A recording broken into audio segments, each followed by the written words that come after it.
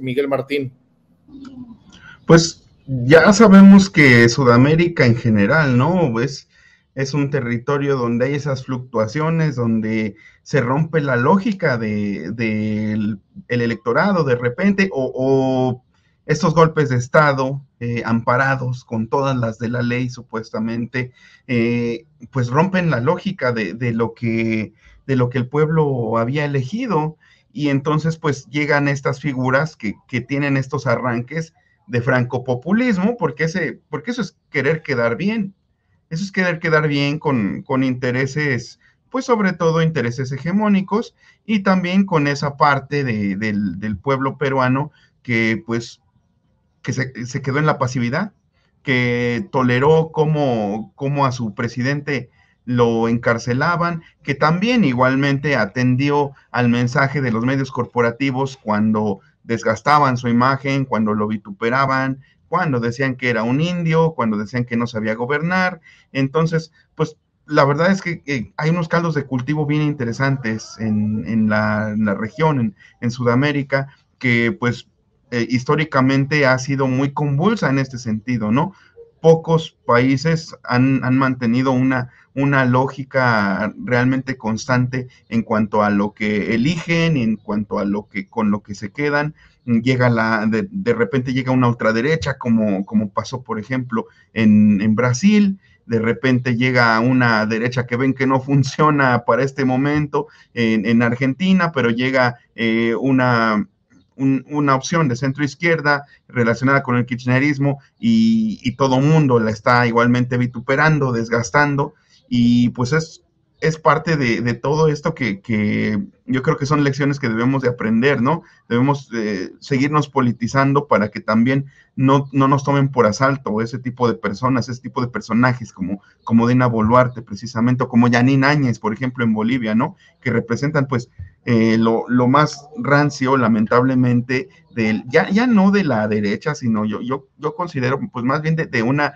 oligarquía falta de ideología, y que solo está esperando a ver qué les dicen en la USAID para emitir comunicados, para gobernar prácticamente. En otras palabras, yo creo que les dicen cómo gobernar, pues estos think tanks gringos, que son quienes al final los pusieron, ¿no? Esta es la gran obra de los think tanks gringos que quieren poner también a Javier Milei en Argentina, y por eso tenemos que seguir nosotros como sociedad politizándonos, aprender de todo esto, aprender de los errores que cometen en general. Yo creo que esas naciones, esos pueblos, a veces por no estar tan politizados o por no tener la misma determinación que hemos tenido nosotros.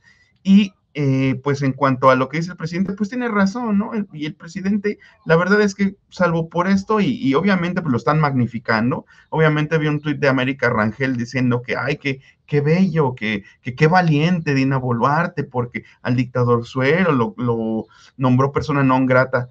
Pero pues más allá de eso, es innegable que la figura del presidente pues se ha vuelto un faro a nivel de región, ¿no? A nivel de bloque, en cuanto a las personas que son, o a los presidentes, a los regímenes que comulgan con sus ideas, que se identifican como de izquierda, pero incluso hay que tener decoro, ¿no? Porque hay otros mandatarios que a lo mejor no comulgan con las ideas de izquierda, pero reconocen el liderazgo del presidente. Y lo que está haciendo Dina Boluarte, pues es evidenciar su novatez, la verdad, es evidenciar que pues no sabe de política exterior, y que pues tampoco sabe. Por lo tanto, bajo este rasero que el presidente nos ha demostrado que funciona, pues tampoco sabe de política interior, ¿no? Nos dijo el presi que la mejor política exterior es la interior, y pues así lo está demostrando, ¿no? Y por eso, pues, aunque salga espinado, entre comillas, por hacer algunas observaciones sobre lo que sucede en el pueblo peruano, o en la nación peruana, que pues es a todas luces un despojo a la democracia, y que ojalá tenga un fin satisfactorio pronto. Pues más allá de eso, el presidente pues va a seguir en la suya y va a seguir siendo un faro para Latinoamérica, y la que creo que queda más mal es Dina Boluarte, ¿no? Al evidenciar pues esa falta de pericia a la hora de llevar las relaciones internacionales. Totalmente de acuerdo, Miguel Martín. José Alfredo Gutiérrez Falcón, el presidente López Obrador mantiene pues ese liderazgo en la región, ese liderazgo a nivel continental, porque pues sigue siendo el gran referente, la persona con autoridad moral, no únicamente en nuestro país, sino pues para todos los pueblos hermanos, un representante para los pueblos latinoamericanos, y lo hemos visto en redes sociales, lo hemos visto en algunos medios de comunicación de Perú, que no están sujetos a la oligarquía ni al gobierno usurpador de Boluarte, pues que la gente retoma los discursos del presidente López Obrador, las palabras las están usando como consigna en estas manifestaciones masivas que se están dando, en esta pues lucha del pueblo peruano en contra de esta imposición, y eso es lo que les molesta bastante a estos usurpadores, José Alfredo. Sí, bueno, complementando lo que bien dijo Miguel, de que el pueblo peruano pues, no se vio tan activo, pues también el tamaño del líder que tenemos nosotros, ¿no? O sea, porque desde un inicio, desde que fue jefe de gobierno, nos invitó a empezar a explorar la democracia participativa. Cuando fue jefe de gobierno hizo 4 consultas, una para el metro, 2 para si permanecía en el poder, y la otra, ya no me acuerdo para qué era, pero fueron 4. Y entonces, en ese orden de ideas, desde entonces nos ha venido educando, nos ha venido hablando con un lenguaje muy entendible, y cuando llega y se convierte en presidente electo, nos pregunta qué hacer con el aeropuerto, si lo seguimos construyendo o no en el lago de Texcoco. Dijimos que no, y no se construyó. Después nos preguntó sobre 15 proyectos prioritarios y dijimos que adelante. Es decir, siempre hemos ido con el presidente Andrés Manuel López Obrador de la mano. Atendimos cuando fuimos a la consulta para enjuiciar a los expresidentes, cuando fuimos a expresarnos sobre el INE. Es decir, hemos ido construyendo esto en torno a su liderazgo y con el apoyo del pueblo. Entonces ha habido tal mancuerna, tan estrecha entre pueblo y gobierno, que Andrés Manuel López Obrador no ha dejado de ser un luchador social estando en la presidencia de la República, y creo que estamos ante un hecho único en la historia de la humanidad, porque Manuel Castells, este pensador español que es el que más sabe de manejo de poder en la historia universal, dice que son las pequeñas minorías las que hacen el cambio, cuando es tanta su insistencia que ya los gobiernos tienen que adoptar sus demandas para quedar bien y ganar más gente. Entonces, yo creo que estamos ante un hecho inédito en donde el presidente de la República lleva el movimiento a la presidencia de la República y no deja de convertirse en un luchador social. Y la Suprema Corte de Justicia le regala esta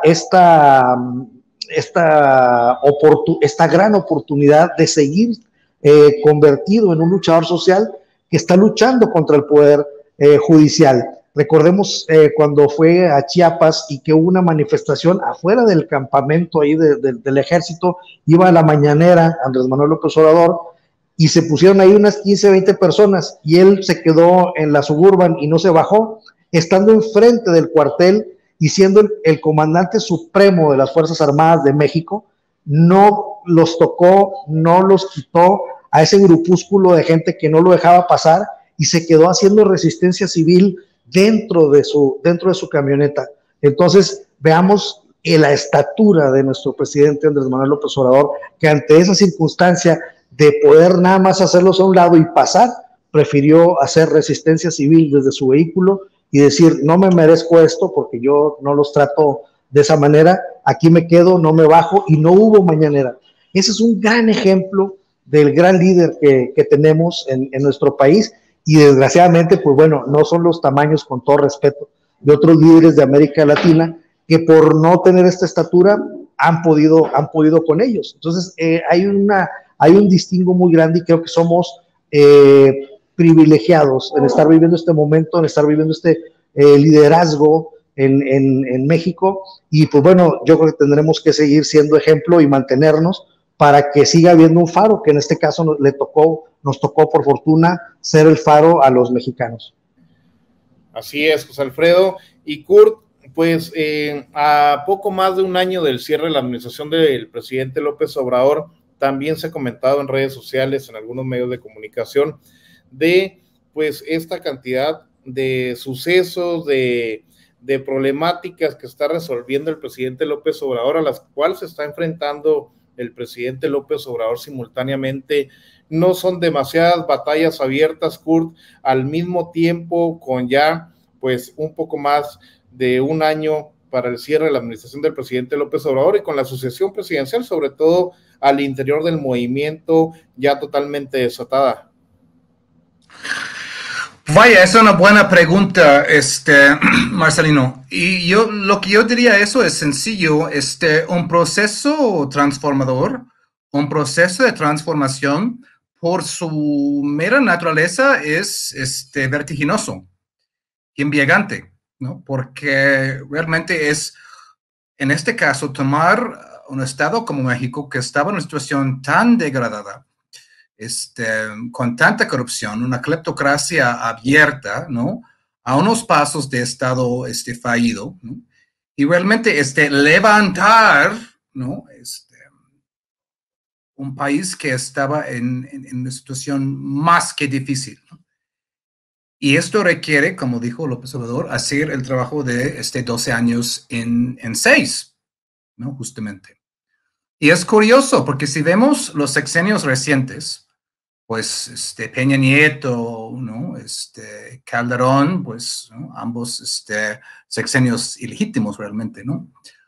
Pues ya a esas alturas de sus sexenios, incluso antes, se habían vuelto tan impopulares que ya eran incapaces de, pues, hacer más proyectos grandes, ¿no? Es decir, las grandes leyes de Peña Nieto y el Pacto por México se llevaron a cabo en los primeros 2 años de su presidencia. Ya luego fue, ya sé que no me aplauden, Ayotzinapa y demás, y pues sus últimos años, pues, ni hablar, ¿no? Calderón también pasó sus grandes leyes al principio, con la excepción de la reforma laboral hacia el final. Fox pasó por un proceso parecido. La idea de esos presidentes neoliberales es que, pues, hicieron cosas francamente impopulares, en contra de los intereses populares, y pagaron por eso los estragos de su popularidad. Ya no tenían capital político para, y qué bueno, llevar a cabo más y mayores reformas. Recuerden que Calderón quería privatizar Pemex desde 2008 y no pudo, ¿no? Entonces lo hizo Peña 5 o 6 años posteriores. Entonces, el asunto de un proceso de transformación, ¿no? Que tiene que venir con energía desde abajo, es que tiene que sostener un proyecto que sea capaz de hacer múltiples cosas a la vez. No una, no dos, sino varias, ¿no? En este caso es completar con las grandes obras, ¿no? Que estamos viendo todavía grandes proyectos como el asunto minero y otros, la reforma judicial y otras cosas que están entrando en el proyecto. Es decir, ya es otra, la idea del sexenio es otro.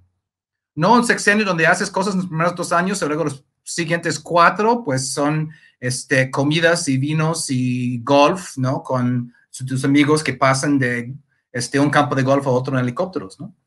Aquí es la idea de un sexenio completo, que es lo que el pueblo exige, ¿no? Que haya un gobierno que esté trabajando por ellos las 24 horas del día, las 7 días por semana, hasta tal punto que López Obrador pues se cansó y se contagió de COVID por una tercera ocasión, ¿no? Vemos un gobierno imparable, que no se descansa, y hay tanto más todavía por hacer, ¿no?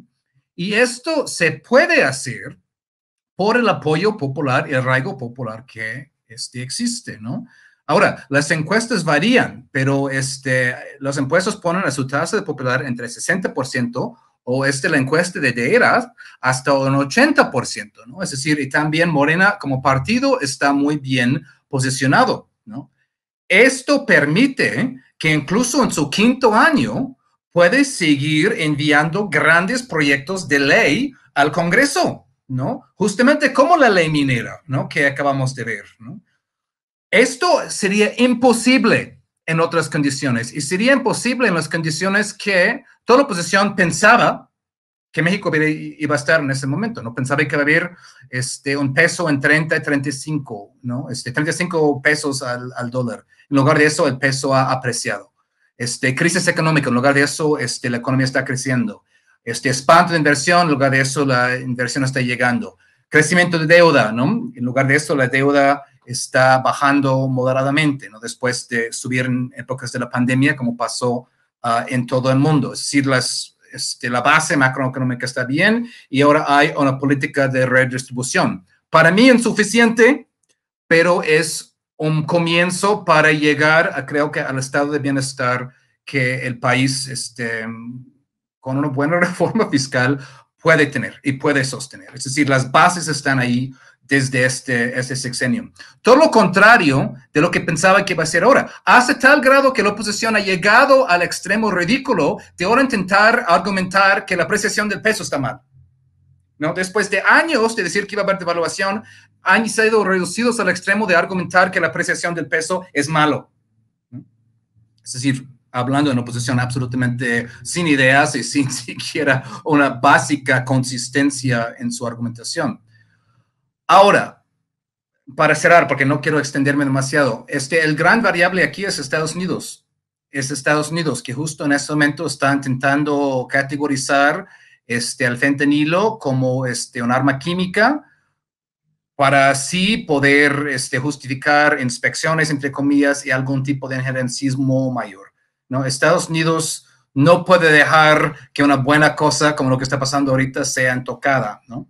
Va a tener que ser un juego muy interesante, casi de artes marciales ahí con Estados Unidos, para proteger la 4T desde ese lado y no dejar que un injerencismo desde el Partido Republicano, apoyado implícitamente por el Partido Demócrata, arriesgue con todo lo que se ha logrado, está logrando. Ese va a ser el reto del último año de este gobierno y sin lugar a dudas los primeros años del gobierno siguiente.